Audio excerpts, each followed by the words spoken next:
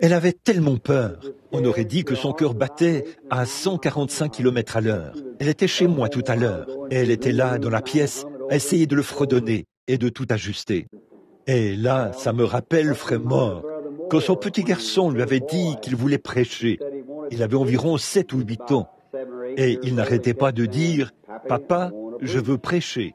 Alors, un soir, devant l'assemblée, M. Mort a dit « Eh bien, mes amis, a-t-il dit, David, assis ici, il était assis là, comme un vieux membre du clergé, vous savez, la tête bien haute. Il a dit, il veut prêcher un peu ce soir. Alors, il est allé en vitesse sur l'estrade. Il a sauté de sa chaise et monté en vitesse, vous savez, et s'est arrêté. Il se disait qu'il allait faire fureur. Puis, il a regardé d'un côté et de l'autre. Il a dit, ça ne va pas marcher. Et il est retourné s'asseoir. J'ai vu bien des fois où je me disais que ça ne marcherait pas. Mais simplement, mais c'était très bien. Leur mère avait l'habitude de chanter pour nous, Mabel et Meda. J'aimerais les entendre chanter de nouveau un de ces jours. Pas vous? J'aimerais vraiment les entendre chanter. Peut-être allons-nous leur demander de chanter ensemble dimanche soir prochain et chanter pour moi le cantique qu'elles avaient chanté lorsque je quittais l'église. Vous souvenez-vous que c'était ce que c'était? Le sable sur le rivage de la Galilée a été lavé. Un étranger, et aussi, ils viendront de l'Est et de l'Ouest. Voyons un peu. À la fête du roi, manger à sa table. Je pense que ce sont les paroles. J'aimerais entendre ces cantiques. Combien aimeraient les entendre? Peut-être dimanche soir prochain, si nous sommes là. Aimeriez-vous cela? Eh bien, certainement. Ma belle, es-tu ici? Est-elle ici, Doc? Elle monte, et Meda est là au fond. Alors, elles travailleront cela un peu ensemble. En effet, les filles vont les quitter au bout d'un certain temps, n'est-ce pas? C'est vrai. Il leur faut travailler cela un peu maintenant et commencer la semaine prochaine. Ce soir, quand je venais, il y a quelques instants, ma famille était déjà partie et j'étais seul avec le Seigneur pour prier un peu. Je suis passé en voiture devant le tabernacle et j'ai vu les voitures alignées là dehors. Vous savez, ça me rappelle de vieux souvenirs d'il y a longtemps, de l'époque où nous nous rassemblions ici et nous avions de grands services. Nous étions là jusqu'à 2 ou 3 heures du matin. Les gens restaient simplement là, tous ensemble. Vous savez, beaucoup de ces vieux de la vieille sont là, dans la tombe, aujourd'hui. Je veux dire, leur corps. Mais ils sont dans la gloire. Et les générations se succèdent. Les plus jeunes grandissent. Bientôt, nous serons partis. L'autre génération va. Les autres, les jeunes, prendront notre place. Donc, il est de notre devoir, n'est-ce pas, de vivre chaque jour rien que pour le Seigneur, pour lui seul. Bon, je sais que demain, c'est un jour de travail pour ceux qui doivent sortir pour aller travailler. Donc je vais m'efforcer de vous laisser partir de bonne heure ce soir. Est-ce que le service de baptême ou quelque chose d'autre suivra ceci? Très bien. Maintenant, cette vieille Bible bénie est la carte routière pour du berceau à la tombe et jusqu'au ciel, d'un bout à l'autre. Et nous l'aimons, parce que c'est dans son contenu que nous trouvons le plan du salut qui sauve parfaitement. Or, avant de l'ouvrir, parlons à l'auteur, pendant que nous courbons la tête un instant. Notre Père Céleste, nous te remercions ce soir pour tout ce qui a déjà été fait pendant cette réunion, pour les cantiques et pour tout ce qui a déjà été fait. Et nous sommes reconnaissants ce soir d'être réunis ici, sous le toit de ce petit bâtiment, au nom du Seigneur Jésus, avec cette belle promesse que là où 2 ou 3 sont assemblés en mon nom, je serai au milieu d'eux. Et nous savons que tu es ici. Et nous sommes si heureux de savoir qu'après 1900 ans de prédication de l'Évangile et de l'histoire d'un monde qui évolue, toi, tu restes toujours le même. Les temps changent, les gens changent, les nations changent, les désirs et les attitudes changent, mais tu restes toujours le même. Et nous en sommes si heureux ce soir, Père, car nous sommes heureux de pouvoir lire ta parole, de voir ce que tu étais autrefois et de savoir que nous nous approchons du même Père aimant, indulgent et compréhensif, qui marchait autrefois sur les rives sablonneuses de la Galilée, qui a été crucifié, prenant notre place, et est devenu un pécheur qui est mort à la croix, à notre place, afin de se charger de nos péchés et de les emporter au loin. Et tu as été jeté en enfer. Or le prophète avait dit, « Je n'abandonnerai pas son âme dans le séjour des morts, et je ne permettrai pas que mon sein voie la corruption. » Et le troisième jour, tu es ressuscité et est monté au ciel, où tu es assis ce soir, à la droite de la majesté de Dieu, pour intercéder sur la base de notre confession. Et nous avons le droit et le privilège de confesser que notre propriété personnelle, qui a été rachetée par ton sang, tout ce que tu as inclus dans ton plan de rédemption, lorsque tu es mort et as fait l'expiation au calvaire. Et ce soir, Père, nous demandons une bénédiction spéciale pour chaque pèlerin présent sous ce toit ce soir, dans le tabernacle. Nous te prions aussi, Père, pour les hommes et les femmes, les garçons et les filles qui sont en dehors de l'arche ce soir, qui ne te connaissent pas. Nous te prions d'être avec eux et de les attirer à toi ce soir. Et puisse le Saint-Esprit frapper spécialement leur cœur et les attirer à Dieu notre Père. Accorde-le, Seigneur. Bénis chaque église et chaque réunion qui accourt dans le monde entier, aujourd'hui et ce soir. Puissent tous les ministres être inspirés pour prêcher et que le cœur et l'oreille des gens soient circoncis pour entendre et comprendre, afin que Dieu en reçoive la gloire. Car nous le demandons au nom de Christ. Amen. Que le Seigneur ajoute sa bénédiction ce soir, alors que nous venons à la croix, pour donner un petit enseignement sur la parole. C'est en quelque sorte une leçon d'école du dimanche. Vous savez, je me disais tout à l'heure, alors que j'étais assis là-haut, vous savez, ce serait merveilleux, à un moment donné, si il y a un grand bâtiment vide, ici en ville, l'ancien cinéma Dream. J'imagine qu'on peut y asseoir entre 1500 et 2000 personnes. Et ce serait très bien si nous pouvions la voir à un moment donné, ou peut-être pendant plusieurs dimanches de suite, environ 5 semaines, et avoir un service de guérison le dimanche après-midi dans l'ancien cinéma Dream, ici, et diffuser le service sur l'une des stations locales pendant 1 heure. Ça ne coûte pas grand-chose, environ 19 ou 20 $, quelque chose comme ça pour 1 heure. Je le paierai volontiers moi-même, et si mes réunions là-bas parrainent cela, c'est juste pour que les gens d'ici puissent venir, et qu'on ait un bon endroit où les envoyer, les convertis. Et vous savez, j'ai vraiment apprécié le message de notre pasteur ce matin sur la pêche au filet, et je sais que vous l'avez tous apprécié, et c'est vrai, et nous devons attraper les poissons dans le filet, comme il l'a dit. Et c'est vrai, voyez, vous devez attraper le poisson dans le filet. Et là, l'union, fait la force. Bon, hier soir, j'étais chez frère Junior Cash. Je crois que c'est comme ça qu'il s'appelle. Nous étions là-bas hier soir pour prêcher chez lui. Et le Seigneur est descendu d'une manière merveilleuse. On a amené une jeune fille. La seule chose que j'ai vue, qui aurait pu être vue naturellement, que vous auriez pu voir de vos yeux là sur l'estrade, c'était une jeune fille de couleur qui venait du sud de l'Indiana, au sud de New Albany, ou quelque part, qui avait été impliquée dans un accident. Et elle avait les nerfs de l'oreille et de la voix sectionnés, à tel point qu'elle ne pouvait ni parler ni entendre. Et une veine était coincée quelque part, ce qui avait paralysé son côté. Et la jeune fille, qui était là avec un grand appareil orthopédique, sa mère essayait de l'aider à monter sur l'estrade. Ce n'était qu'une jeune fille, toute jeune. Elle avait probablement 16 ans ou quelque chose comme ça. Et d'une manière ou d'une autre, le Saint-Esprit a semblé placer l'Afrique juste devant moi. Et j'ai regardé cela.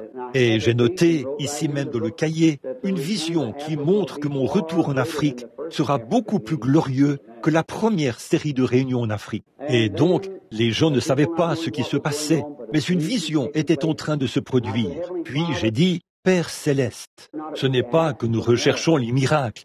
La Bible dit, une génération faible et adultère demande des miracles. Nous ne demandons pas des miracles, mais Dieu accomplit des miracles. Au même moment où il disait cela, il accomplissait des miracles. Mais si nous les demandons, qu'il nous faut absolument avoir des miracles, quelque chose qui nous montre, une preuve quelconque, que nous sommes sauvés, ou quelque chose comme ça. Je ne crois pas aux preuves. Je crois que la preuve que nous sommes sauvés, c'est que nous prenons Dieu au mot. C'est la meilleure chose que je connaisse. Après quoi, les fruits suivent.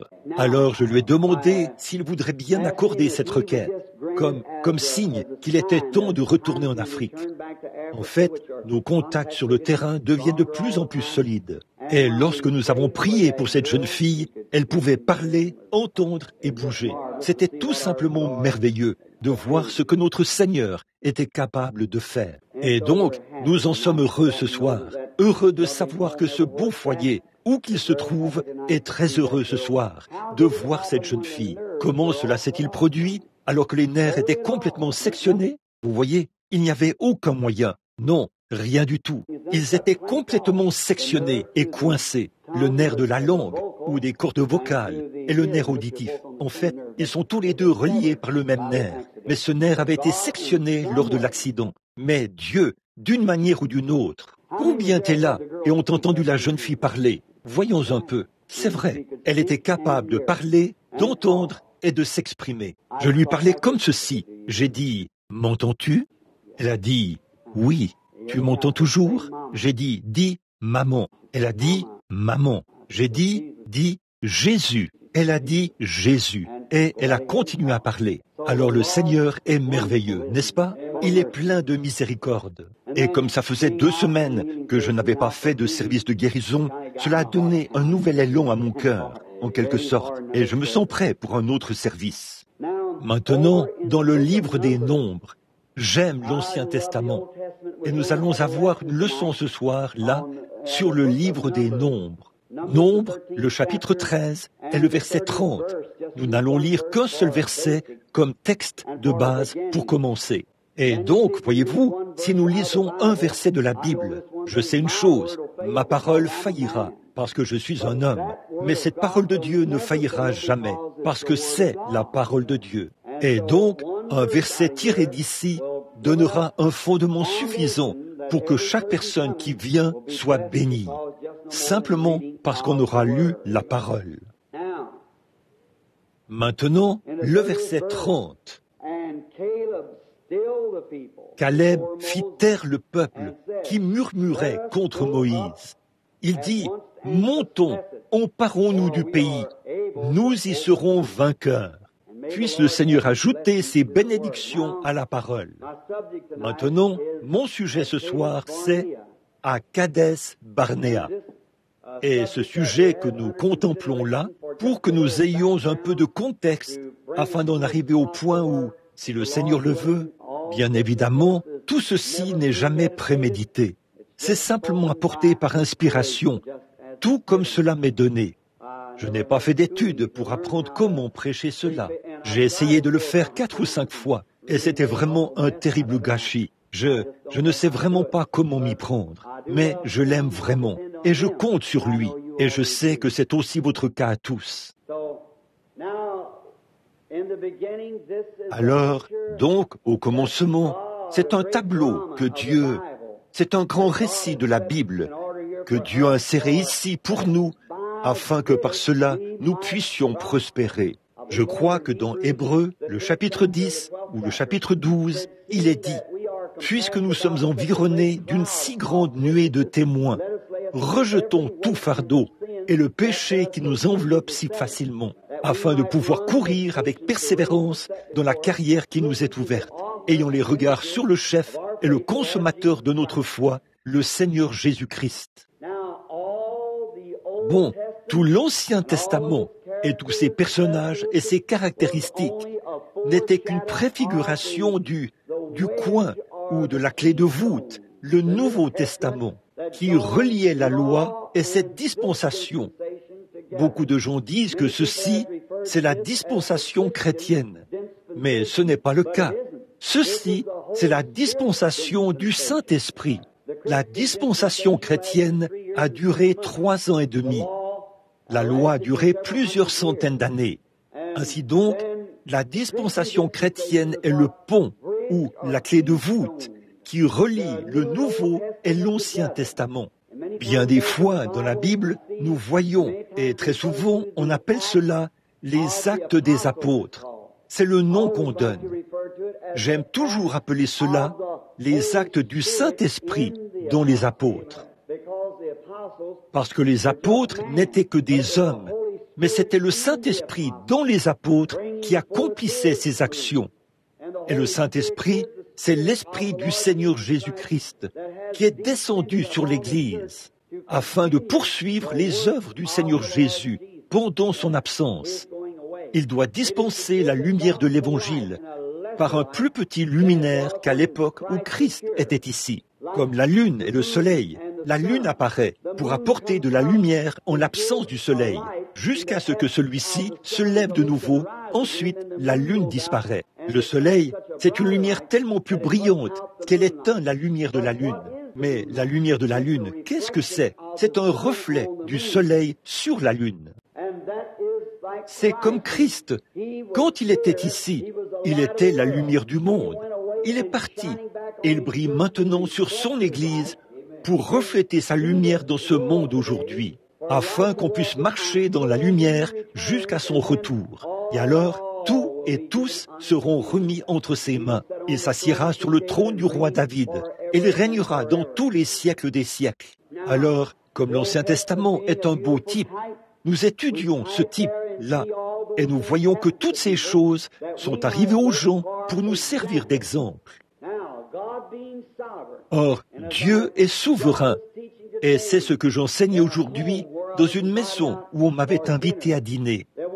Ils voulaient savoir s'ils allaient reconnaître leur bien-aimé quand ils les rencontreraient dans la gloire. Eh bien, j'ai dit, certainement, nous les reconnaîtrons. Voyez, nous sommes nous avons 3 corps différents dans lesquels nous habitons.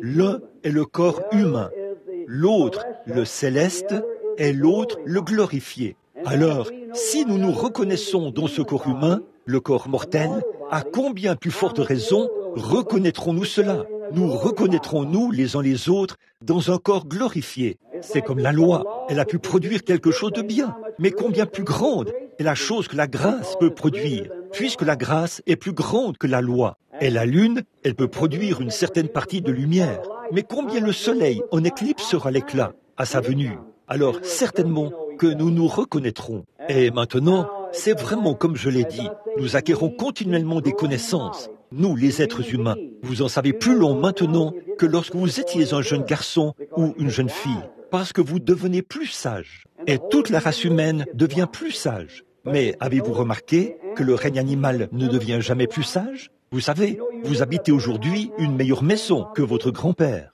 Et probablement que vos enfants habiteront une bien meilleure maison que vous aujourd'hui. Mais tout récemment, je crois dans le Reader's Digest ou quelque part, je lisais un article qui disait qu'on avait pris une petite femelle roitelet et qu'on l'avait mise dans une cage sans rien pour construire un nid. Et elle a dû pondre ses œufs sur le sol de la cage.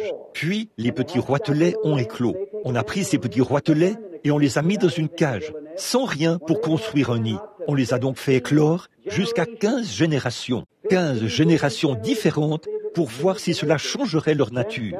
Alors, cela prendrait 15 ans, parce que les roitelets ne produisent qu'un seul nid d'œufs par an. Et au bout de 15 ans, on a relâché l'autre petit roitelet, un de ses successeurs. La 15e génération. Il n'avait jamais eu la moindre paille pour construire un nid, ni rien. On a placé cette petite femelle roitelet quelque part, et la première chose qu'elle a faite, c'est de s'envoler et de construire un nid. Les oiseaux construisent leur nid exactement comme ils le faisaient dans le jardin d'Éden.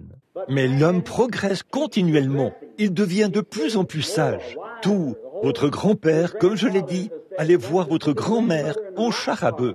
Votre père allait voir votre mère en voiture à cheval. J'allais voir ma femme dans une Ford Model T. Mon garçon possède une voiture rapide à 8 cylindres, ou peu importe le nom que vous donnez à ça. Les petits-enfants posséderont probablement un avion à réaction. C'est comme ça. Nous progressons continuellement parce que nous avons une âme. Or, l'oiseau n'a pas d'âme. Mais nous avons une âme. Nous ne sommes pas des créateurs, mais nous pouvons pervertir.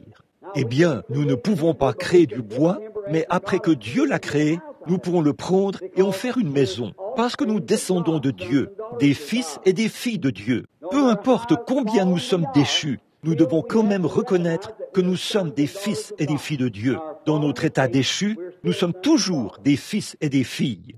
Dieu fait une promesse. Dieu doit tenir cette promesse. Oh, j'espère que vous voyez cela. Si seulement vous pouviez le comprendre ce soir, Église, et en prendre conscience. Vous n'iriez pas de droite à gauche et vous n'adhéreriez pas à cette église-ci, puis à cette église-là. Vous ne rechercheriez pas votre plaisir dans les choses du monde. Vous ne rechercheriez pas votre guérison en allant d'un service de guérison à l'autre. Vous pourriez prendre Dieu au mot et savoir que c'est terminé. Certainement, quand Dieu fait une promesse, il ne peut pas revenir sur cette promesse. Il est dans l'obligation de tenir sa parole. J'ai entendu quelqu'un dire, eh bien, il rétrogradait et revenait, et vous pourriez faire cela. Eh bien, je suis perdu en ce qui concerne Dieu. Si jamais vous avez été avec lui, vous ne serez jamais perdu en ce qui le concerne. Parce que Dieu ne peut pas vous sauver, puis vous tournez le dos et vous rejetez. S'il le faisait, il irait à l'encontre de son propre dessein. Il ne peut donc pas faire cela. Alors quand Dieu, nous devenons plus sages, mais Dieu était infini au départ. Il était parfait. Il ne devient jamais plus sage. Il est toujours le même. Donc, si une certaine situation critique s'est produite et que Dieu agit de telle ou telle manière, lors de cette situation, si la même situation se produit encore et qu'il n'agit pas de la même manière, alors il a mal agi quand il agit ici. Vous voyez, il faut donc qu'il soit le même, en tout temps, quel que soit l'âge, et de voir que les gens peuvent expliquer et essayer d'annuler la puissance de la divinité. Ça, je ne le comprends pas. Parce que si Christ est le même hier, aujourd'hui et éternellement, sa puissance est la même, son attitude est la même.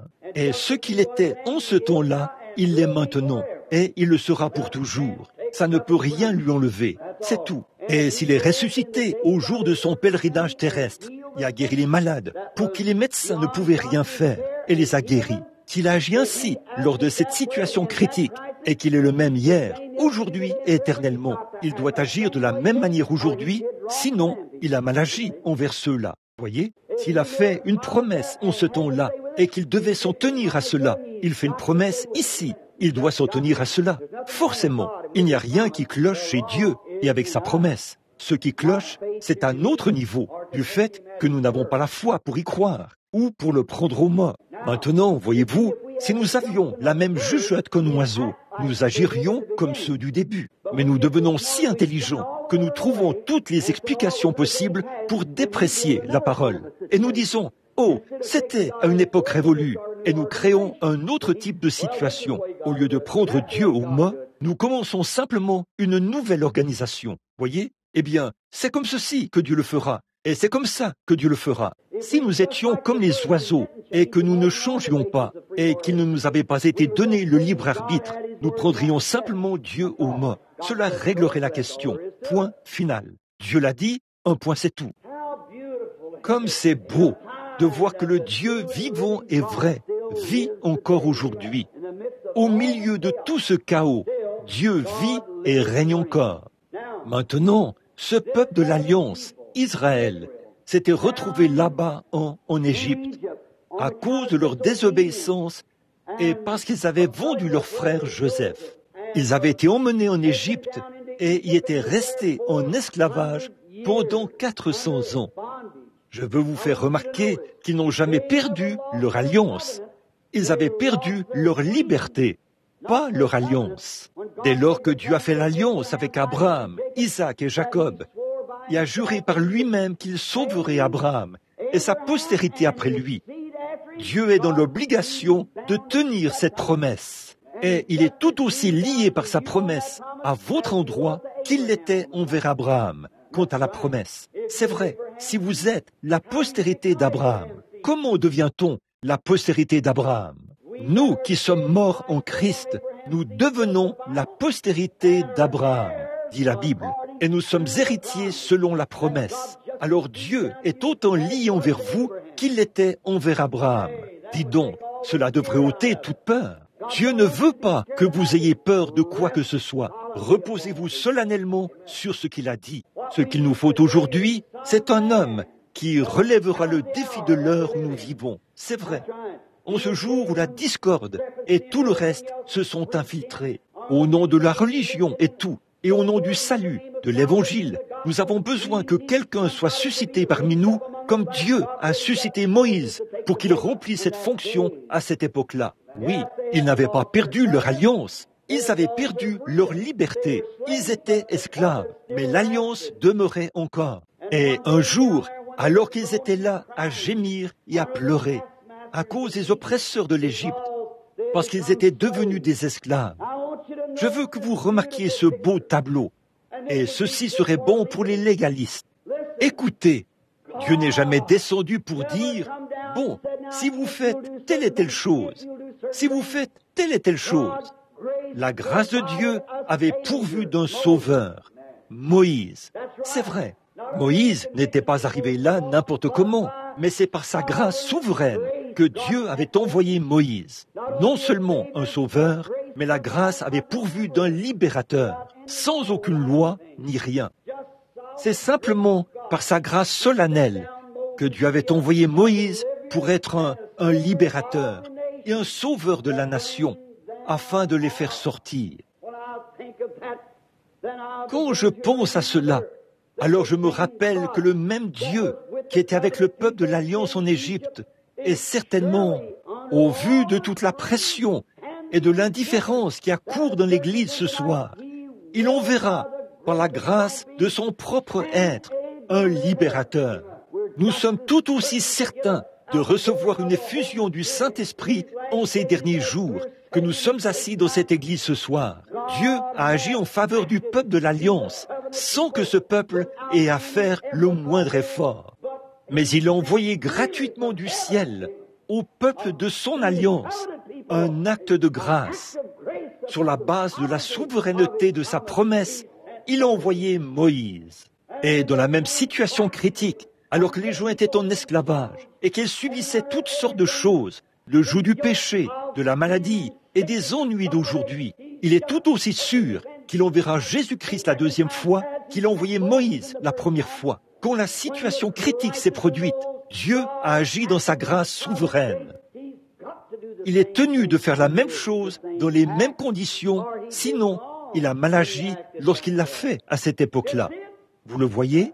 Voici ce à quoi j'essaie d'arriver. Le plus grand péché que je trouve dans l'Église aujourd'hui, c'est l'incrédulité. C'est le seul péché qui soit. Il n'existe pas d'autre péché que l'incrédulité. Là, dehors, quelle partie de cela est la nuit? Quelle partie est noire? Vous ne pourriez pas dire, il fait noir dans cette partie-ci, alors qu'il fait complètement noir, même à partir de mes mains. Bon, il n'y a qu'une seule façon de définir le péché et de déterminer ce qu'est le péché. Ce n'est pas parce que vous buvez, ou que vous fumez, ou que vous jouez à des jeux d'argent. C'est défini ainsi. C'est parce que vous êtes un incroyant que vous faites ces choses-là. Et c'est vrai. Le fait que vous jouiez aux jeux d'argent, le fait que vous mentiez, le fait que vous voliez, ces choses ne sont pas des péchés. Ce sont les résultats du péché. C'est parce qu'en vous habite un esprit différent. Si vous étiez un croyant ferme, ces choses seraient aussi mortes et sombres que la nuit devant vous. Certainement, voyez, ces choses sont des attributs de l'incrédulité. Dans Jean, chapitre 3, Jésus a dit que celui qui ne croit pas est déjà condamné. Vous n'avez même pas franchi la première étape. Vous êtes condamné au départ. Donc, ça ne veut pas dire que vous devez avoir un étalon de mesure dans votre église. Si vous faites ceci, si vous vous conformez à ces règles-ci, si vous vous conformez à cette règle-là, bien des fois, les gens vont laisser de côté de petites choses comme ça pour faire partie d'une église. Mais la chose est encore dans leur cœur, et ils le font en secret. Mais une fois qu'un homme a satisfait aux exigences de Dieu et qu'il est né de nouveau de l'Esprit de Dieu, ces choses sont ôtées de sa vie. Il n'a plus le désir de les faire. Pourriez-vous imaginer un cochon? Le cochon ira manger sur un tas de fumier. Je ne lui en veux pas. C'est un cochon. C'est ce qui le pousse à le faire. Mais vous n'arriverez jamais à amener un agneau à faire ça. Parce que ce sont deux natures différentes. Le cochon a une nature et l'agneau a une autre nature. Et tant que vous pouvez avoir cette même nature dans ce cochon, peu importe combien vous essayez de le nettoyer, il aura la même nature, parce qu'il est un cochon au départ. Ainsi, bien des fois, nous prenons les gens et nous les amenons à l'église et tout comme ça, et nous faisons d'eux des membres, alors qu'ils n'ont jamais été sauvés. C'est pour ça qu'aujourd'hui, devant un tel méli-mélo, Les gens ne savent pas de quel côté se tourner. Ils voient des gens qui professent le christianisme et qui ne sont pas différents du monde. C'est parce que ces personnes ne sont jamais entrées en contact ou n'ont jamais été nées de nouveau. Elles n'ont jamais accepté le Seigneur Jésus, n'ont jamais cru en lui. Il se peut qu'elles se soient emballées, il se peut qu'elles aient dansé, il se peut qu'elles aient poussé des cris, il se peut qu'elles aient parlé en langue, il se peut qu'elles aient fait toutes ces choses, mais elles ne sont jamais venues à la personne, Jésus-Christ. Elles ne sont jamais vraiment nées de nouveau. Dans leur cœur, ces choses meurent, leur nature est changée et une nouvelle personne naît. Bon, Moïse, devenu adulte, a refusé d'être appelé fils de la fille de Pharaon. Après cela, il a tué l'Égyptien. Mais Dieu était avec lui dans le pays de Madian et il l'a ramené. Devant ce buisson ardent, ce jour-là, il a vécu une expérience qui l'a marqué toute sa vie. Et comme je l'ai dit hier soir, je le redis aujourd'hui, cet homme, peu importe combien Moïse avait été bien enseigné, combien il connaissait la théologie, combien il était un bon membre d'église, et il avait eu un bon professeur, sa mère. Il avait été élevé selon tous les préceptes d'instruction possibles. C'était un fils de roi. Mais en essayant par lui-même, il n'a quand même pas réussi à accomplir cela. Mais en 5 minutes, dans la présence du buisson ardent, il est devenu une nouvelle personne. Il s'est passé quelque chose. Et ce qu'il nous faut aujourd'hui, dans nos séminaires, ce n'est pas tant un enseignement de la théologie, mais une expérience du buisson ardent, où les hommes se prosternent devant Dieu et le rencontrent face à face. Ce qu'il nous faut aujourd'hui, c'est quelqu'un qui relèvera le défi, comme il en était en ce temps-là. Ce qu'il nous faut, ce sont des hommes et des femmes qui ont rencontré Dieu et qui savent de quoi ils parlent. Pas quelqu'un qui essaie d'enseigner à partir d'un livre d'église ou d'une théologie ouverte. Ce qu'il nous faut aujourd'hui, c'est un homme qui était dans la présence d'un buisson ardent, qui est né de nouveau, a été changé et est devenu une nouvelle créature. Voilà le genre de personne qu'il nous faut aujourd'hui. C'est le genre de personne qui restera sur la ligne de feu, quoi qu'il arrive. Moïse, après avoir reçu sa commission, est descendu en Égypte et a délivré les enfants d'Israël. On voit une grande erreur et une grande chose. Ce qui arrive en ce jour-là arrive de même aujourd'hui. Nous voyons que lorsque Moïse est allé chercher les enfants d'Israël et qu'il les a fait sortir, il s'était produit un phénomène. Alors, voilà, je ne veux pas vous blesser, je ne veux pas vous secouer ou vous arracher la peau, mais je tiens à prêcher la vérité. Il y a une chose, frère, la vérité ne vous rendra jamais populaire, mais la vérité vous rendra honnête. Voilà une bonne chose. Et ne devriez-vous pas être honnête plutôt que populaire? Certainement que vous devriez l'être. Maintenant, je veux que vous sachiez que quand ce phénomène s'est produit, des miracles, des signes et des prodiges ont été accomplis. Et quand ils sont sortis, dit la Bible, une multitude de gens de toute espèce sont sortis. Un groupe de gens de toute espèce. Certains d'entre eux étaient des croyants et d'autres prétendaient croire. De grands miracles avaient été accomplis. Les gens sont sortis en faisant profession d'être croyants, mais ils n'étaient pas des croyants. Et c'est là que réside une grande partie de nos problèmes aujourd'hui. Nous pourrions mettre le doigt dessus. Ce sont des hommes et des femmes qui viennent à l'église et qui font profession d'être des croyants, mais qui ne le sont pas. J'en ai vu derrière la chair, j'en ai vu dans les lignes de prière, j'en ai vu partout des hommes et des femmes qui viennent là et disent « Je suis un croyant » et qui font profession d'être des croyants, mais qui ne sont pas des croyants. Et c'est là que les ennuis d'Israël ont commencé, quand ils en sont arrivés au point où ils ont constaté que ces gens-là étaient aussi sortis. Certainement que le surnaturel s'était produit. C'est ce que nous voyons dans nos milieux aujourd'hui, dans nos églises. Dieu est entré en scène. Il guérit les malades. Il a ressuscité les morts. Il a ouvert les yeux des aveugles. Il fait entendre les sourds, parler les muets. Il guérit les infirmes. Il ôte les cancers des gens. Nous, on ne peut pas nier ces choses. Il y en a par milliers. Au départ, c'est ici, à l'intersection de la 8e rue et de la rue Penn, que tout a commencé. Et maintenant, c'est partout dans le monde. Et il y a 10 000 feux de réveil qui brûlent sur les collines de toutes les nations païennes et partout ailleurs. Des signes et des prodiges s'accomplissent. De grandes choses sont en train de se produire. Dieu est en action. Nous sommes au temps de la fin, au carrefour du temps. Nous voyons donc qu'il y a là une multitude de gens de toute espèce. Bien des fois, le peuple de Dieu dit « Oui, je le suis, je vais faire ceci. Et nous voyons que ces gens étaient charnels. Dès que la moindre difficulté s'est présentée, ils ont voulu retourner en Égypte. Ils voulaient les pots d'ail. Ils voulaient du poisson pêché dans le fleuve. Ils voulaient le poireau et l'ail. Ils voulaient les choses qu'ils avaient là-bas en Égypte. C'est un beau et un parfait type du membre d'église charnel d'aujourd'hui. Il aime les choses du monde parce qu'il n'est pas de Dieu. La Bible dit, si vous aimez le monde ou les choses du monde, l'amour de Dieu n'est même pas en vous. Et Christ a raison dans toutes ses déclarations. C'est vrai. Et aujourd'hui, nous voyons des gens qui sortent. Oh, comme j'aimerais que d'une manière ou d'une autre, Dieu mette ceci sous la 5e côte du côté gauche et le tasse bien. Un homme, peu importe combien il essaye de faire semblant, lorsqu'il fait face à une difficulté, cela fera ressortir ce qu'il y a de mieux et ce qu'il y a de pire en lui face aux difficultés. Prenez un chrétien un moment donné, mettez-le devant une difficulté et regardez sa réaction. Vous verrez de quoi il est fait. Tout le monde peut faire bonne figure. Tout le monde peut louer le Seigneur. Lorsque le Saint-Esprit se répand sur une assemblée de gens, mais que les ennuis surgissent, alors observez ce qui se passe. Observez ce qui arrive à ce moment-là. Alors, êtes-vous en train de tomber? Êtes-vous de cette multitude de gens de toute espèce? Êtes-vous la personne qui ne peut pas, comme on le dit dans le langage de la rue, qui dit « Je ne peux pas le supporter ». C'est ça. Vous ne pouvez pas tenir le coup. Frère, si vous êtes dans cet état-là, rétrograde, avec des hauts et des bas, à l'endroit et à l'envers, pourquoi ne venez-vous pas au calvaire pour mourir à vous-même et naître de nouveau de l'Esprit de Dieu? Amen. Honte à vous, vous qui professez le christianisme, vous qui vivez dans vos églises. Nous n'avons pas de membres ici. Vous venez simplement ici. Vous faites partie de différentes églises. Mais vous qui faites profession d'être des chrétiens et qui, dehors, menez une vie qui montre que vous ne l'êtes pas, vous êtes un déshonneur pour l'association du Seigneur Jésus-Christ. Amen.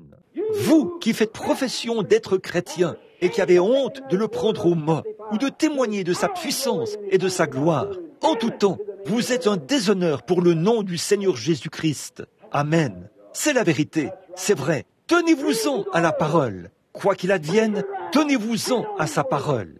Abraham a dû le faire et il a appelé les choses qui n'étaient point comme elles étaient. Il a cru à Dieu et cela lui était imputé à justice. Ce qu'il nous faut aujourd'hui, c'est qu'on ôte l'os de poulet et qu'on mette une colonne vertébrale dans le christianisme. Voilà, ce qu'il nous faut, ce sont des chrétiens nés de nouveau, des hommes et des femmes, des gens qui, lorsqu'ils voient surgir les ennuis, ils ne se défilent pas, ils ne tombent pas, ils ne se précipitent pas de ce côté-ci, ils n'y ont pas part, mais un homme ou une femme qui prendra position et qui se montrera sous son vrai jour. Même vos amis vous apprécieront davantage si vous faites cela. Quel est l'homme qui n'appréciera pas une femme? Elle aura beau être laide, comme une clôture de boue enduite de crapauds. Elle aura beau être laide au possible, mais qu'elle soit une vraie dame et qu'elle ait assez de noblesse de caractère pour défendre les principes de la moralité féminine.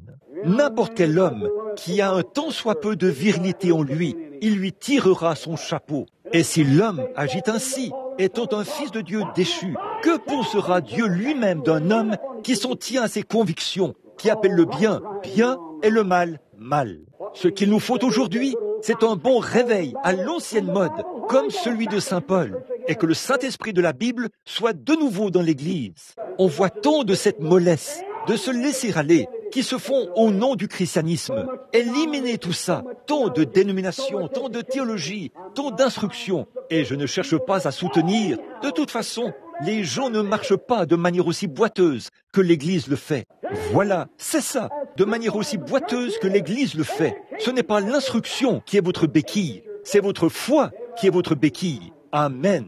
C'est vrai, l'instruction n'y arrivera jamais. La dénomination n'y arrivera jamais. Aucune organisation ne pourra jamais se substituer à l'expérience de la chambre haute. Aucune école ne pourra jamais remplacer la Pentecôte. C'est impossible. Ce n'est ni par la puissance, ni par la force, mais c'est par mon esprit, dit le Seigneur. C'est ce qu'il nous faut aujourd'hui. Revenir à l'expérience de la Bible. Des chrétiens qui sont nés de nouveau, qui sont lavés dans le sang de l'agneau, blanchis, régénérés, 2 fois nés. Ce dont le monde a besoin aujourd'hui, c'est d'un réveil.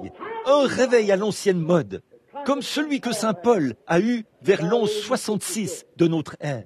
Maintenant, mon frère, ma sœur, nous voyons que cette multitude de gens de toute espèce est sortie.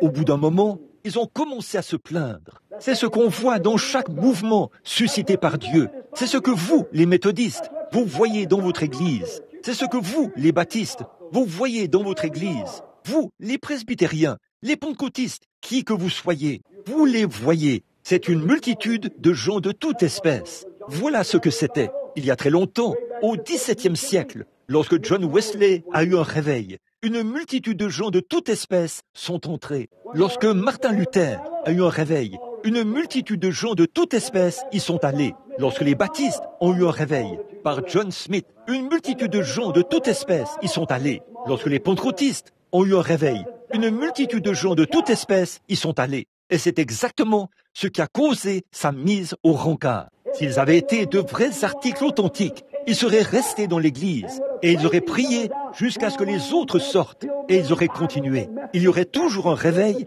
dans l'église méthodiste, baptiste, presbytérienne et pentecôtiste. C'est une multitude de gens de toute espèce. Ils sont sortis. Dès qu'ils sont arrivés là-bas, ils ont commencé à se plaindre. Ils n'étaient dans le désert que depuis 3 mois, quand ils se sont mis à dire « Oh, si j'avais de l'ail, si j'avais des poireaux ». Ils étaient là-bas. Ils avaient de la nourriture d'ange pour remplacer l'ail. Et ils se plaignaient. Pourquoi? Leur système digestif n'était pas capable de digérer, capable la nourriture d'ange. C'est ça le problème aujourd'hui. Nous n'avons pas eu de réveil du Saint-Esprit à l'ancienne mode. Et notre tube digestif spirituel n'est pas capable de digérer un bon vieux réveil à l'ancienne mode du Saint-Esprit par lequel on peut tenir bon. Au contraire, il nous faut une ordonnance du médecin, l'ordonnance du docteur Jésus, qui nous remettra sur pied, certainement. Ils ne tiennent pas bon, ils avancent, ils reculent. À la moindre petite chose qui surgit, ils se plaignent, se disputent, se mettent dans tous leurs états. Ils prennent une église dans laquelle l'une de ces choses éclate, c'est comme un cancer. Ça détruira toute l'église. C'est vrai, nous devrions commencer tout de suite à nous débarrasser de cela. Eh bien, ils n'étaient pas très loin. Bon, réfléchissez un peu à ça. Ils mangeaient de la nourriture d'ange, descendue du ciel, et ils se plaignaient. Ils buvaient des eaux issues d'un rocher frappé, les eaux pures et saintes de la vie, et ils se plaignaient. Ils désiraient l'eau boueuse du Nil. C'est pareil aujourd'hui. Les gens disent « Oh, prédicateur, vous êtes trop borné, vous dépouillez l'Église de tous les plaisirs. Quand vous vous mettez à prêcher contre ce genre de choses, si, et ce genre de choses-là. Frère, si l'Église en était où elle professe l'être aujourd'hui, elle aimerait les choses de Dieu et détesterait les choses du monde. Elle a une multitude de gens de toute espèce. C'est ça le problème aujourd'hui. Une multitude de gens de toute espèce. Des gens qui désirent les choses du monde et qui veulent introduire des futilités dans l'Église. C'est pour ça qu'ils trébuchent et tombent. C'est ce qui empêche d'avoir des réunions de prière. C'est pour ça qu'ils organisent toutes sortes d'associations dans l'Église et qu'ils enlèvent l'autel à la première rangée. Et le seul feu qu'ils ont, c'est au sous-sol. C'est ce qui dit aux prédicateurs de prêcher 15 minutes et de le faire en parlant des chapelets ou des oiseaux rouges ou des choses de ce genre. Mais, je vous le dis, une église du Dieu vivant, née de nouveau, veut entendre l'évangile.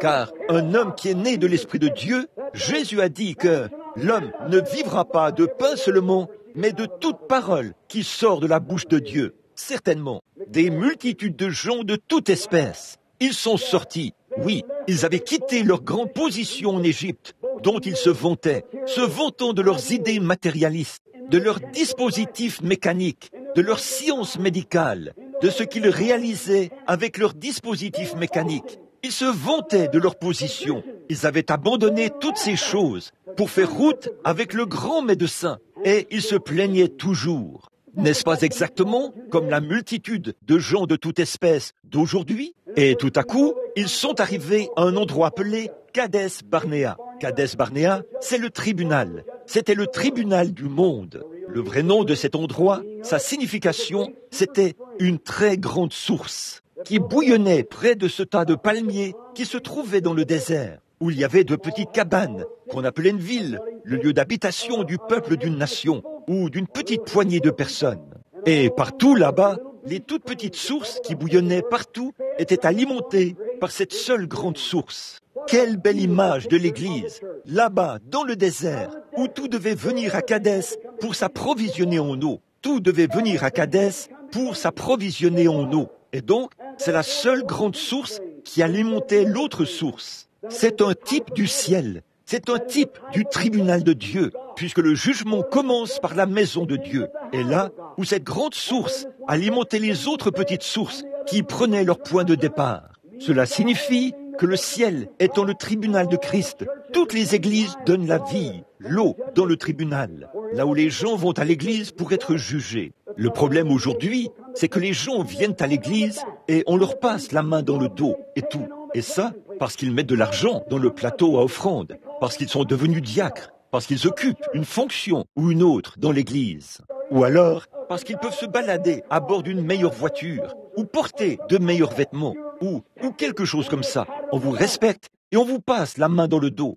Frères, ce qu'il nous faut aujourd'hui, ce sont des prédicateurs à l'ancienne mode, qui appelleront les choses par leur nom. Noir, c'est noir, et blanc, c'est blanc. Comme Jean-Baptiste, lorsqu'il est sorti du désert de Judée, il n'était pas très bien habillé. Il était enveloppé d'une peau de mouton, avec une ceinture de cuir, un tissu de poils de chameau attaché autour de lui. Et il est arrivé là, en prêchant la repentance. Et quand Hérode a pris la femme de son frère Philippe, et qu'il l'avait épousée, il est allé là-bas à la réunion. Je peux m'imaginer le diacre qui dit « Ne prêche surtout pas sur le mariage et le divorce ce soir, parce qu'il y a un grand homme parmi nous ce soir. Ne fais surtout pas ça. » Pouvez-vous imaginer qu'un homme qui a reçu le Saint-Esprit dans le sein de sa mère puisse fermer les yeux sur un péché, quel qu'il soit? Jean-Baptiste avait reçu le Saint-Esprit 3 mois avant sa naissance. Il était mort dans le sein de sa mère. Quand le nom de Jésus a été prononcé pour la première fois, il a sauté et bondi dans le sein de sa mère.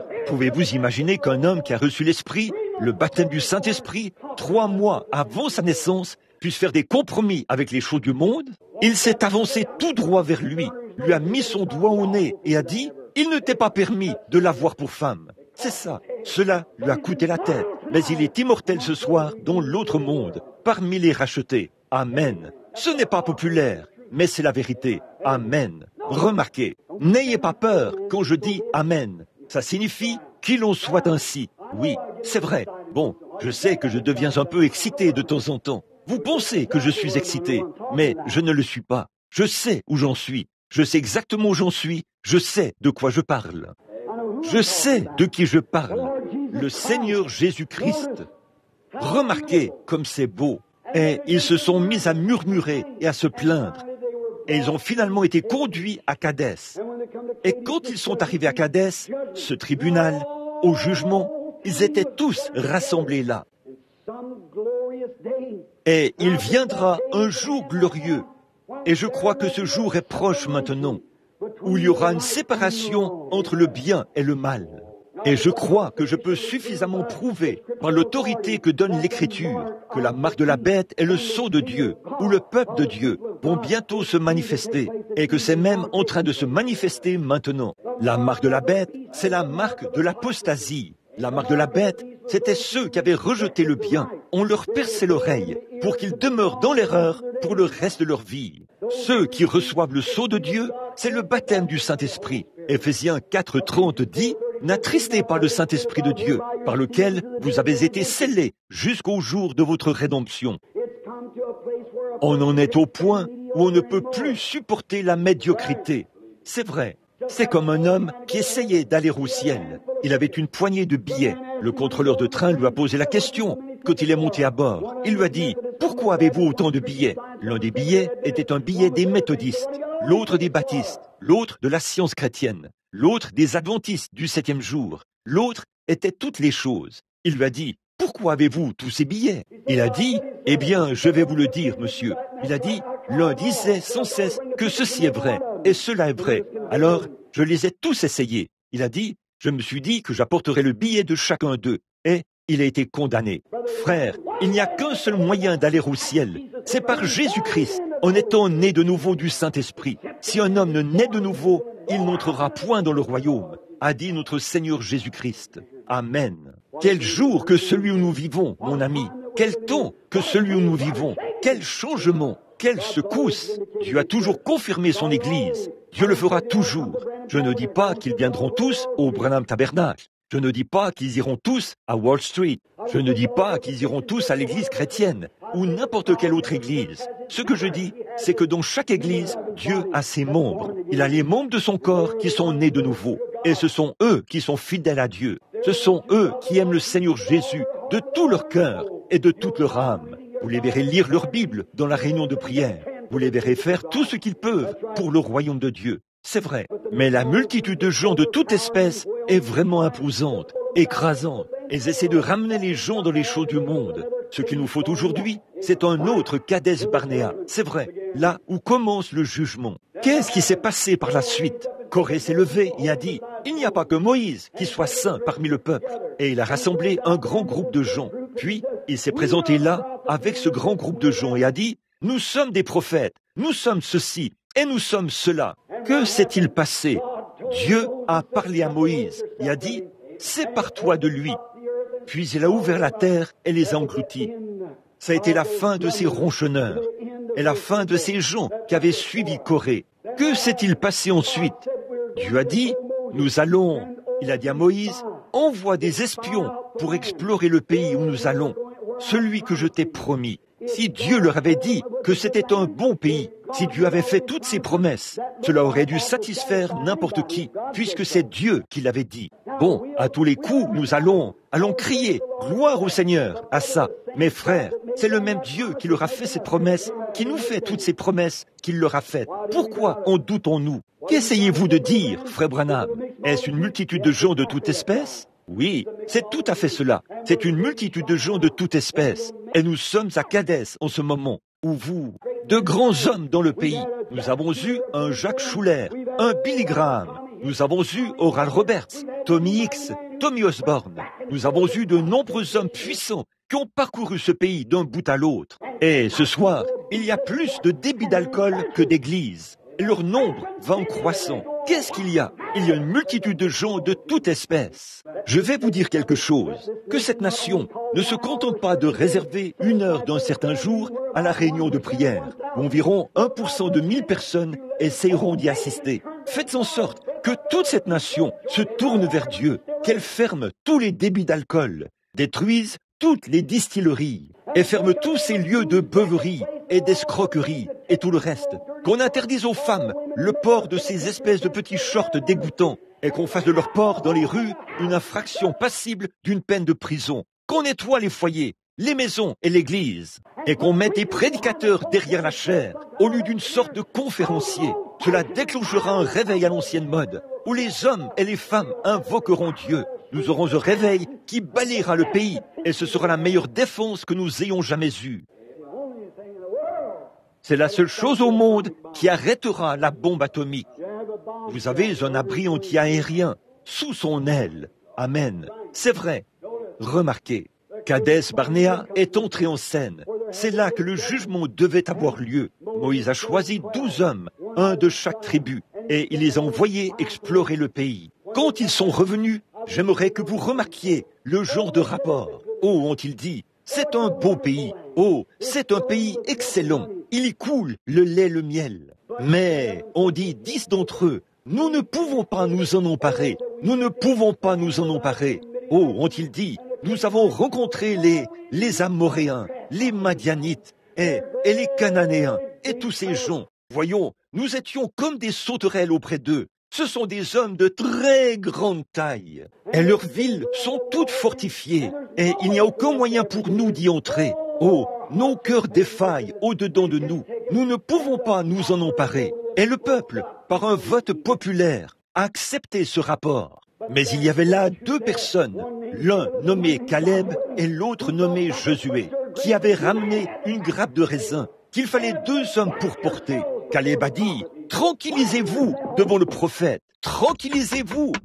Il a dit, « Nous sommes tout à fait capables de nous en emparer. Allons et emparons-nous-en tout de suite. Ce qu'il nous faut en cette heure-ci, C'est un homme qui relève le défi de la promesse de Dieu devant les gens. Dieu a promis l'effusion de la bénédiction de Pentecôte dans les derniers jours. Je veux dire, une vraie effusion de la Pentecôte. Et il est temps que cela se produise. On en est à un autre Kadès Barnéa. Oui, monsieur. Ils ont dit, nous pouvons très bien le faire. Certainement que nous pouvons le faire. Qu'était-ce? Ces membres d'église peureux regardaient à ce que leurs yeux voyaient. Mais Caleb et Josué regardaient à la promesse de Dieu. Peu m'importe combien ils avaient d'opposition, combien grands paraissaient les géants, combien grandes paraissaient les clôtures, ils regardaient à la promesse de Dieu. Et ce soir, chaque homme et chaque femme qui veut marcher avec Dieu, ne prêtez pas attention à ce que le monde dit. Si nous sommes capables ou incapables,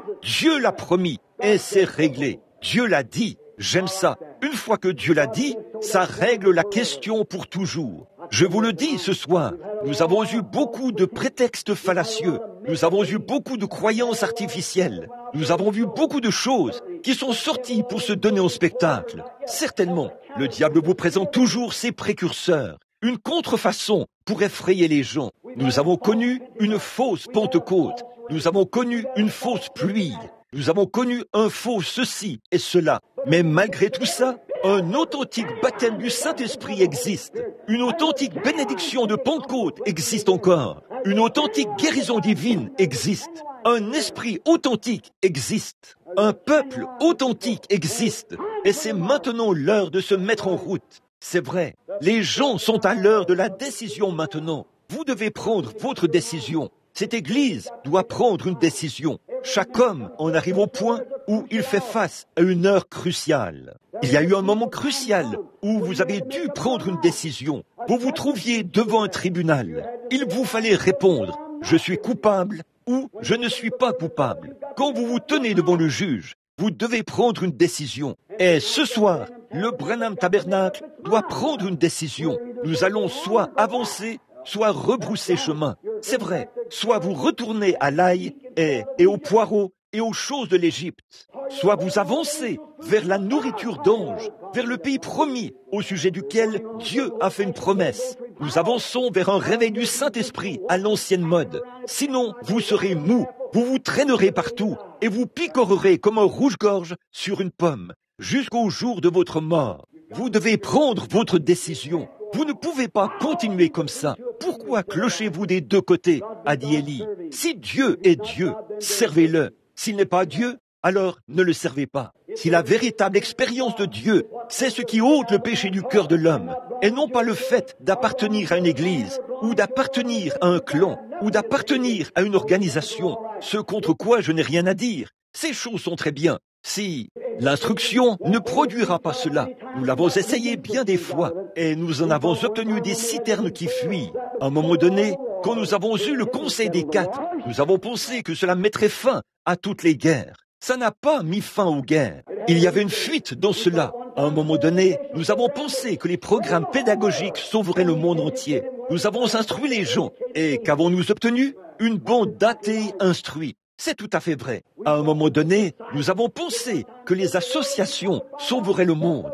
Et nous avons vu que les criminels les plus vils que nous avons sont issus de ces soi-disant associations. L'instruction et les associations ne sauveront pas le monde. Il n'y a qu'un seul sauveur du monde, le sang de Jésus-Christ, qui a été répandu librement au calvaire pour la rémission de tout péché que l'homme a un jour commis. Il était blessé pour nos péchés, brisé pour nos iniquités. Le châtiment de son qui nous donne la paix est tombé sur lui. Et c'est par ces meurtrissures que nous avons été guéris. Je défie tout homme ou toute femme, au nom de Jésus-Christ, de prendre Dieu aux mains au sujet de sa promesse ce soir. Et voyez si sa promesse est vraie ou fausse. J'ai vu les morts ressusciter, alors que les médecins les avaient abandonnés, après les avoir déclarés morts. J'ai vu des aveugles recouvrer la vue, qui étaient complètement aveugles depuis des années et des années. J'ai vu des sourds, des aveugles, des boiteux et des estropiés sautiller, sauter et louer le Seigneur. J'ai vu des prostituées quitter la rue et devenir des dames. J'ai vu des ivrognes quitter les salles de jeu et les lieux de débauche de ce monde et devenir des hommes intègres, des saints. Je mets au défi quiconque de produire quoi que ce soit d'autre qui puisse accomplir cela. J'ai vu des hommes aller chez les alcooliques anonymes pour essayer de se rétablir. Ils ont pris des injections, ils ont tout pris, et toute la psychologie du monde, et les meilleurs médecins qui soient, leur ont administré des soins sans succès. Puis j'ai vu ce même homme être pris par le sang de Jésus-Christ, et il est devenu un saint de Dieu et un prédicateur de l'Évangile. Amen.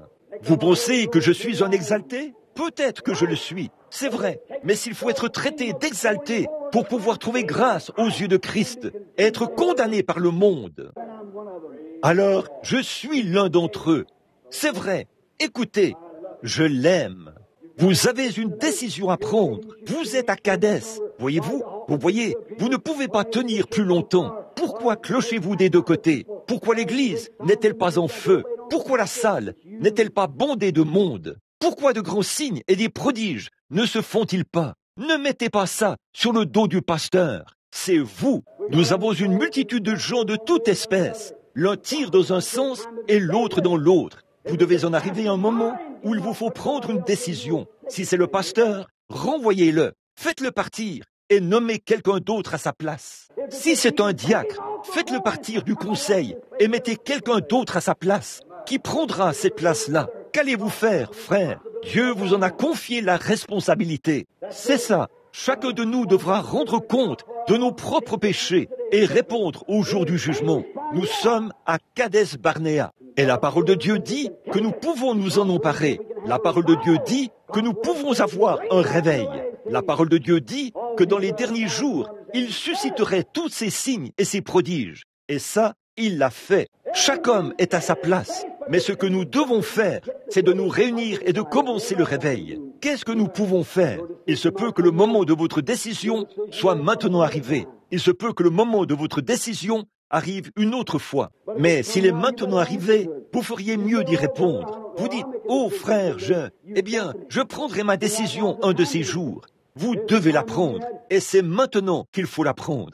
Il y a eu un temps où vous aviez, à l'époque où vous étiez en fréquentation avec votre femme, mon frère, il vous a fallu prendre la décision de l'épouser ou non. Il vous fallait prendre une décision. Il se peut que certains aient dit, « Tu ne dois pas te marier. » D'autres ont dit, « Eh bien, tu ferais mieux de te marier. » L'un dit, « Eh bien, on est plus heureux quand on se marie. » Un autre dit, « Tu prépares ta propre ruine. » Toutes ces différentes choses, c'était à vous de prendre la décision. C'est vrai, les jugements de Kadès Barnéa sont là, devant vous. Peut-être que certains d'entre vous ici devraient divorcer. Il y a forcément des moments, parfois, où des différends surviennent au sein de la famille. Il faut régler cela d'une manière ou d'une autre. Et vous devez prendre une décision. Je vais vous dire, mon frère, ce soir, la décision à prendre, c'est que vous et votre femme, vous vous entouriez de vos bras. Si vous vous prosternez devant Dieu, que vous vous agenouillez et que vous prenez la décision de servir Jésus-Christ et lui seul, les tribunaux de divorce seront complètement asséchés. C'est vrai, aucune conversation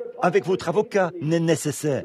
Ce qu'il vous faut, c'est une conversation avec votre Sauveur. C'est vrai, votre avocat peut très bien vous donner des conseils, mais votre Sauveur peut vous sauver. Votre avocat peut très bien vous donner de la psychologie, des conseils tirés de ses études sur le psychique. Mais Jésus-Christ peut vous donner sa grâce et son amour. Cela remplacera tout ça. Si vous êtes malade ce soir, vous devez prendre une décision. Si vous allez accepter Christ comme votre guérisseur ou non. Vous ne pouvez ni être mou, ni traînasser à ce sujet. Vous devez dire, je crois en lui, ou je ne crois pas en lui. Je vais me rétablir, ou je ne peux pas. Je n'ai pas assez de foi pour guérir. Vous devez prendre votre décision. Si vous êtes un pécheur ce soir, vous devez prendre votre décision. Vous êtes à Kadès Barnéa. Vous êtes là, au tribunal. Ces petites sources, qu'est-ce qu'elles étaient? Des églises. Elles représentent, elles coulent de là. Le jugement commence par la maison de Dieu. Jésus l'a dit. La Bible dit, le jugement commence par la maison de Dieu.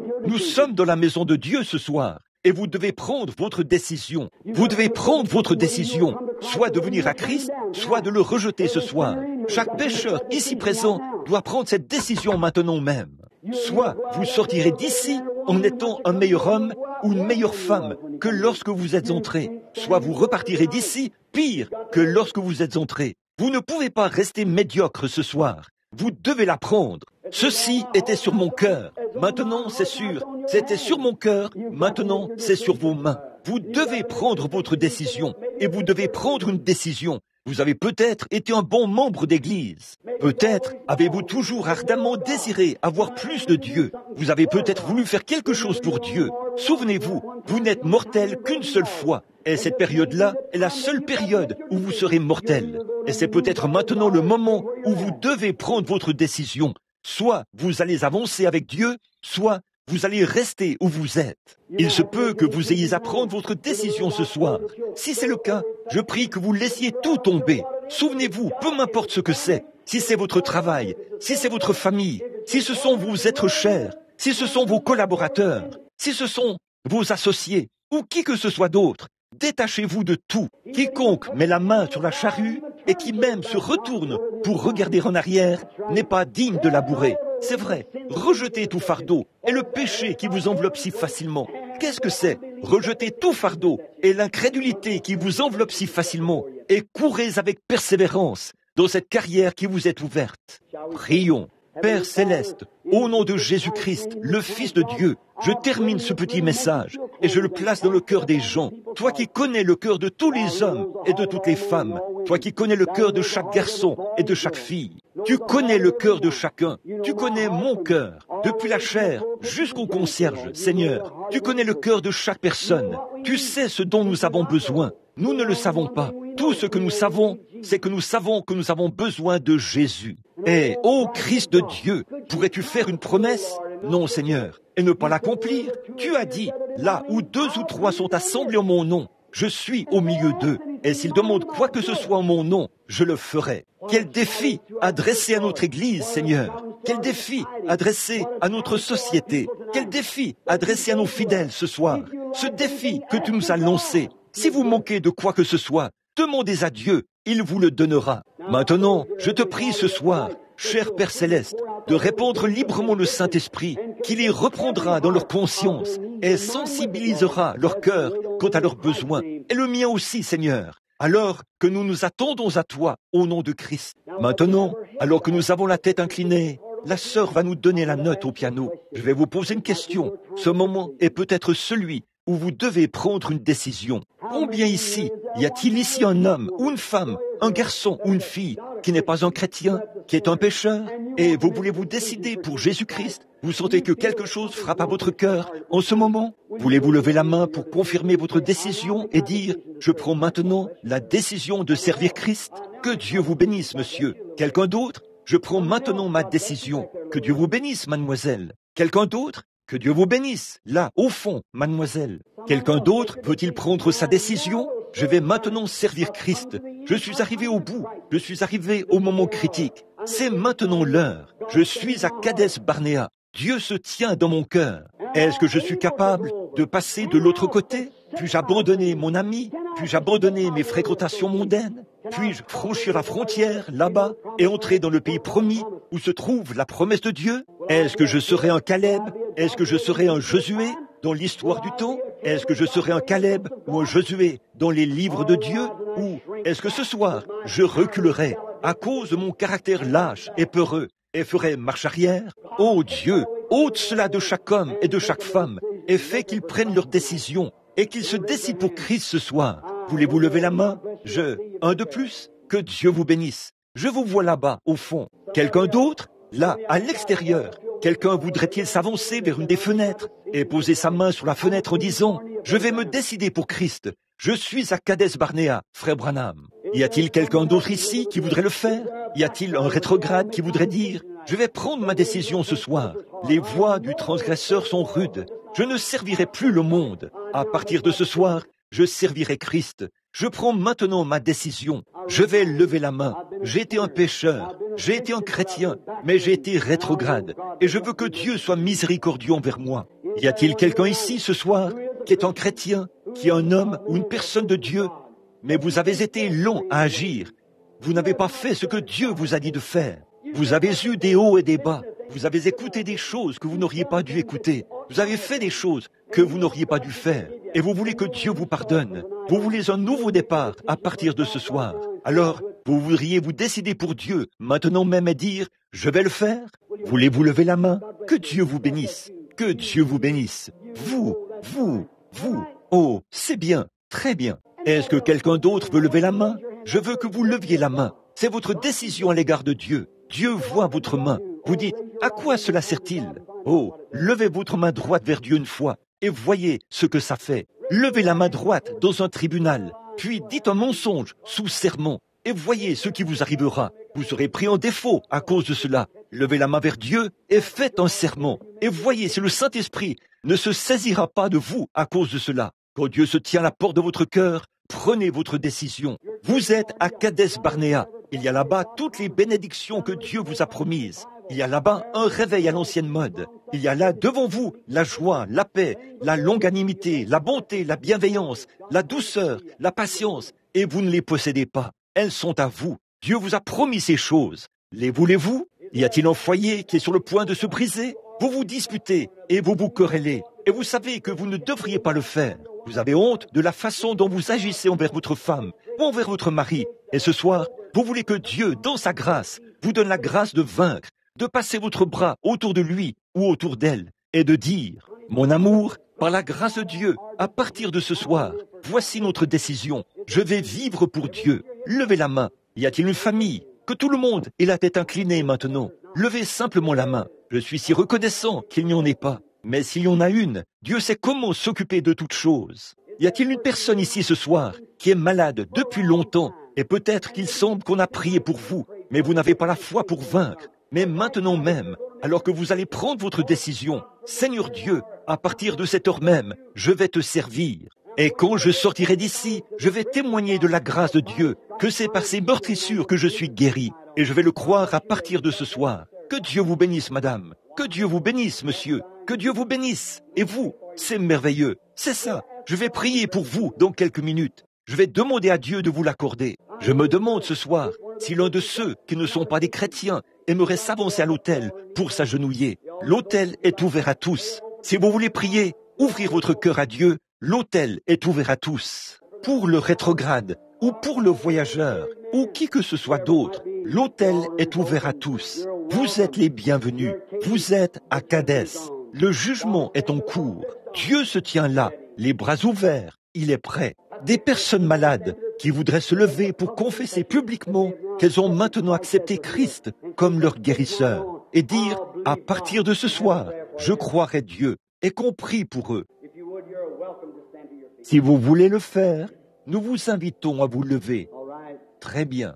3 d'entre vous sont debout. Restez debout si vous le voulez bien. Maintenant, Père Céleste, pendant qu'ils sont debout, c'est le Saint-Esprit qui a parlé. Je te prie, Père Céleste, que ta miséricorde soit accordée à cet homme, aux deux, et à cette femme, et à cet autre homme qui vient de se lever. Ô Dieu éternel, par les meurtrissures du Seigneur Jésus-Christ, ils ont été guéris. Ô Dieu, tu as fait descendre cela, tu as rendu cela réel aux yeux des gens. Et je prie, Seigneur, tu as dit, nul ne peut venir à moi si mon Père ne l'attire. Maintenant, le Saint-Esprit leur a parlé. Rien d'autre ne peut être fait. Ils ont pris la décision de t'accepter ce soir comme leur guérisseur. Et ils repartent de ce tabernacle en croyant qu'ils seront en bonne santé et bien portants. Seigneur, cela ne peut pas plus faillir que Dieu ne peut faillir. Nous sommes conscients qu'aucun homme ne vaut plus que sa parole. Et ce soir, ils croient et ils ont accepté. Puissent-ils recevoir cela, Seigneur, alors que je fais pour eux cette prière de la foi au nom de Christ. Amen. Vous pouvez vous asseoir. Que Dieu vous bénisse. Croyez cela de tout votre cœur. Vos ennuis sont terminés. Combien l'aime et voudrait marcher vers Sion avec lui. Faites voir votre main. C'est merveilleux. Peu importe l'église dont vous faites partie. Très bien. Levons-nous maintenant, pendant que nous chantons « Revêt-toi du nom de Jésus ». Très bien, sœur. Si vous voulez bien nous donner. Maintenant, tournez-vous et serrez la main à quelqu'un près de vous. Tendez le bras et serrez-vous la main.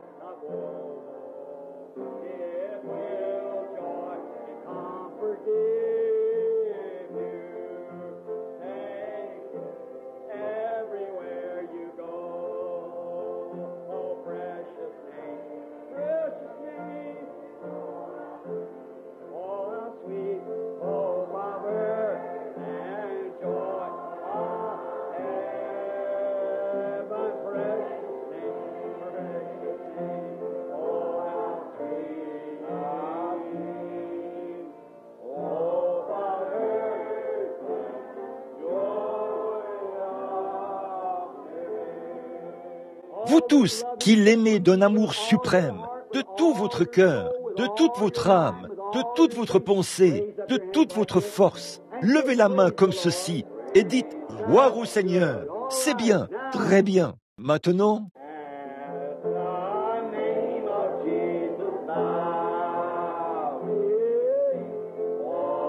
Falling prostrate at his feet,